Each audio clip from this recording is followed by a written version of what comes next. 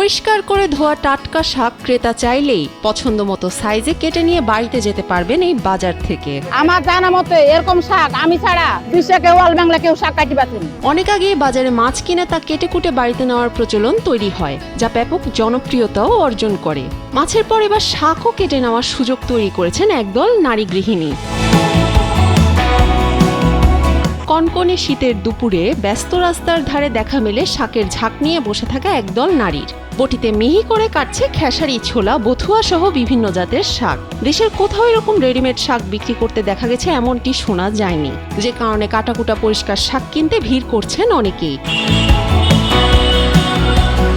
রাজশাহী নগরীর প্রাণকেন্দ্রে জমে উঠেছে ব্যতিক্রমী এই শাকের বাজার। প্রতিদিন দুপুর থেকে রাত অবধি ক্রেতা বিক্রেতাদের হাঁকডাকে মুখরিত থাকে এই বাজার।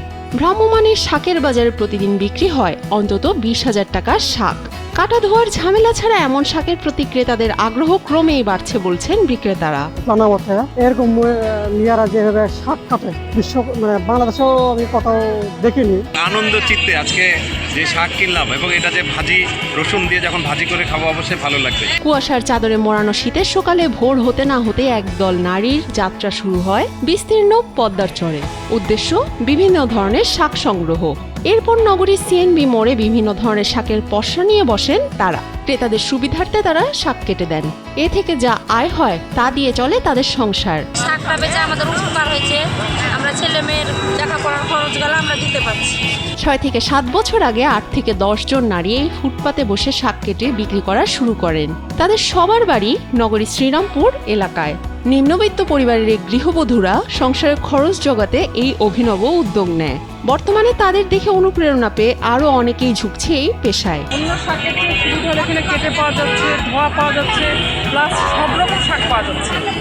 আমি একজন ডাক্তার হিসেবে যেটা মনে করছি, আমরা যেহেতু বাজারে যেতে পারি না, একটু হাতের কাছে পাওয়া যাচ্ছে, এটা একটা সুবিধা। আর সব রকম শাক, যেমন মেথি শাকটা খুবই আনকমন একটা শাক, এই শাকটা দেখে আমার খুব ভালো লাগবে। আর মেথি শাকের অনেক গুণাবলীও আছে। এরকম কেটে ধুয়ে রাখা পরিষ্কার শাক পেয়ে রান্নার প্রস্তুতির কষ্ট অনেকটাই লাঘব হচ্ছে অন্য গৃহবধূদের। তাই তো দূর দূরান্ত থেকে শাক কেনার জন্য আসছেন ক্রেতারা। এই ধরনের শাকগুলোকে বাসায় প্রসেস করাটা খুব কষ্টসাধ্য বিষয়। এখনকার আমাদের যে লাইফে তাতে কারোরই সময় নেই। ইচ্ছা থাকলেও এই ধরনের শাকগুলো আমরা খেতে পারি। শাকগুলো খুবই ভালো দেখে ভালো মনে হয়, তাই নেওয়ার জন্য আসলাম। সকালে নৌকা করে পদ্মা নদী পার হয়ে চরের মাঠে যান এ সকল গৃহবধূরা। জমির মালিককে টাকা দিয়ে নিজেই তুলে আনেন শাক।